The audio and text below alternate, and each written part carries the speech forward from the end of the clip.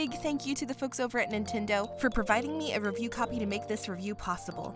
Thank you so much. So now with that said, let's get on to it.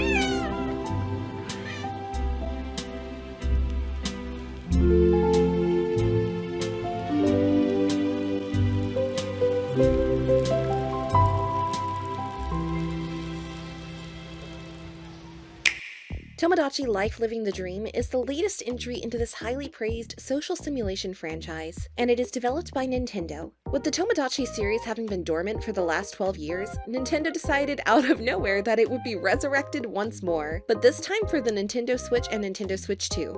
However, was this a franchise in need of a revival, or has society itself moved on from this genre? Only one way to find out, so let's socialize! Gameplay. Oh man. Raise your hand if you ever thought that this franchise would return.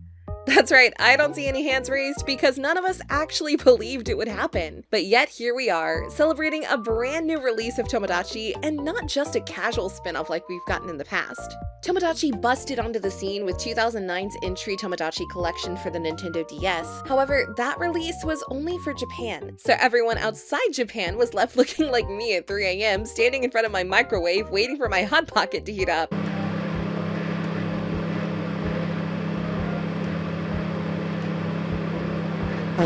We wanted a bite too after seeing what was cooking over in Japan, and we didn't have to wait too long, as soon the franchise would be released globally with Tomodachi Life for the Nintendo 3DS.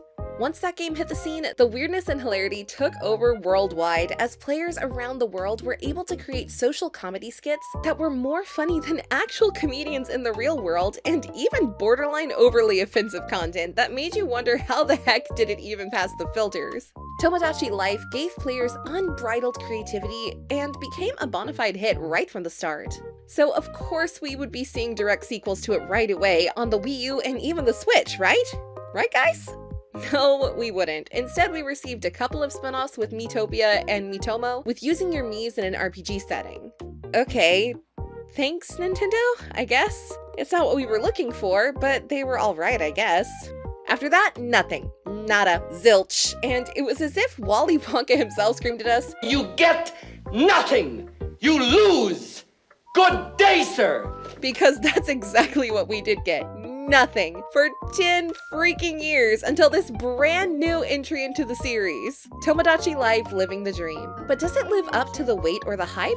I don't know. I haven't finished writing it yet as you're hearing or reading this, so give me a second, okay? But spoiler from the future, thanks to Doc Brown helping me out, the answer to that question is both a yes and a no, which I'll explain in proper detail going forward.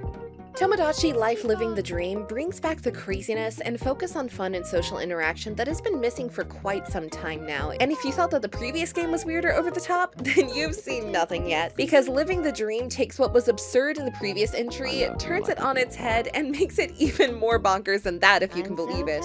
In an age where the gaming market takes itself way too seriously, with having to be the most serious and dark form of media that it can be, both in stories and graphics, Nintendo asks the profound question. Do you guys like farts? I'm not making that up, by the way. The developers themselves literally wanted to get the game perfect by perfecting the fart sounds. If that's not game of the year material, then I'm not sure what is anymore, to be honest. Tomodachi Life is basically Nintendo's idea towards a social experiment. If you give players freedom of choice to create scenarios for themselves, what will they do with that creative freedom?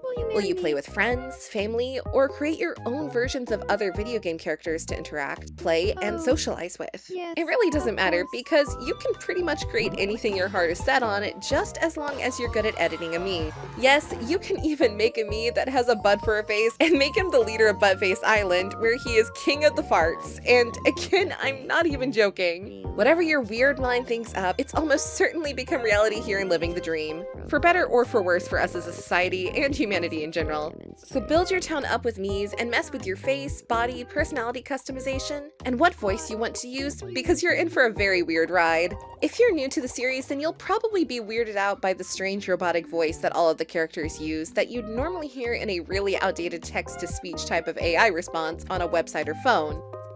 Do you feel like talking about Freedom 35? Question for ya, Julian. You can choose between Freedom 35 and Mako Zombies. What do you do? Kirby, say hello to Slenderman. Slenderman, this is Kirby.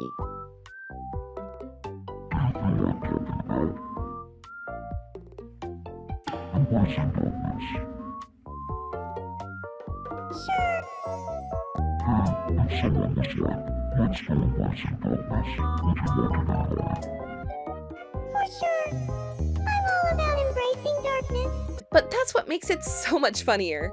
Hearing these monotone voices go from mundane speaking to high-pitched voices and talking about whatever you set up for them to say, mixed alongside their facial expressions, it's just too dang funny and makes every Mii you personally create or interact with a truly unique experience. This is what Living the Dream personifies in spades. For every island you create, it will be different than that of anyone else's island due to the way you create said island and what characters you make that inhabit it, such as me creating Buttface Island. But as stated before, if you can't think of a new character yourself, such as faces with butts on them, you can just create stuff based off of Mario, Zelda, other Nintendo IPs, whatever your heart is set on, and whoever inhabits your island will all have their own little story scenarios or problems to solve, which either ends up with extremely funny conversations between you and another Mii, or watching two other Miis interact with each other where even more random scenarios come into play.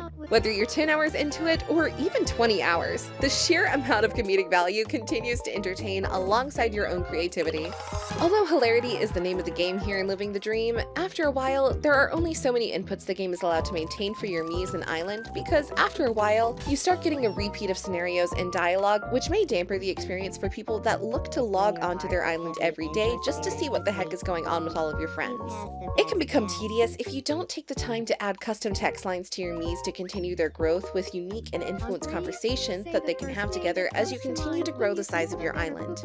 Mention an incident, a celebrity, or whatever topic you want to your Mii friends, and soon you'll be seeing them talk about that same subject but to each other. And if you're as immature as me, you can talk about what types of farts are best to unleash and which are more safe for your pants. I know that's the bottom barrel of immaturity overall, but I don't care. Farts are funny! The experience can still remain tedious overall if you aren't on top of custom text, but even so, the way each Mii has potential to mad-lib to the point where they can seem like they're a real player inside of your island with some of the dialogue they make up. So as a reward to them in helping keeping you entertained, you must social engineer an environment on your island that keeps everyone happy and lively. It's actually very easy to keep them happy because they're almost just the same as me in that aspect. Give them food and gifts and they stay happy. Just like if I'm mad or even sad, put some food near me or buy me a new game and everything else is out of sight, out of mind. Which, when putting it that way, I'm basically just a child trapped in the mind of a teenager that's trapped in the body of someone that's over 30 years old, which makes me just as weird and just as much of an anomaly as the Mii characters in Living the Dream. So, am I a Mii? Am I a creation? Am I a text-to-voice simulation trapped in the Matrix? Am I real?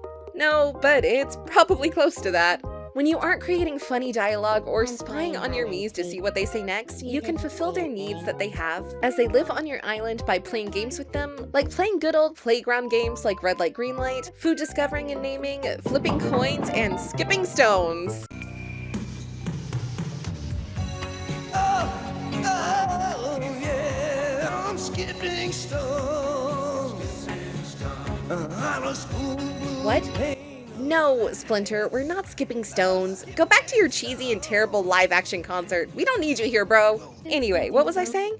While not as extensive as other multiplayer minigames, there's still breakaways from any tedium you might experience otherwise. The more Miis you make happy, the more features will be unlocked, such as new quirks, situational conversations, and brand new activities for Miis to partake in, alongside new clothes to dress everyone up in to make them look more like a character you're trying to create and emulate.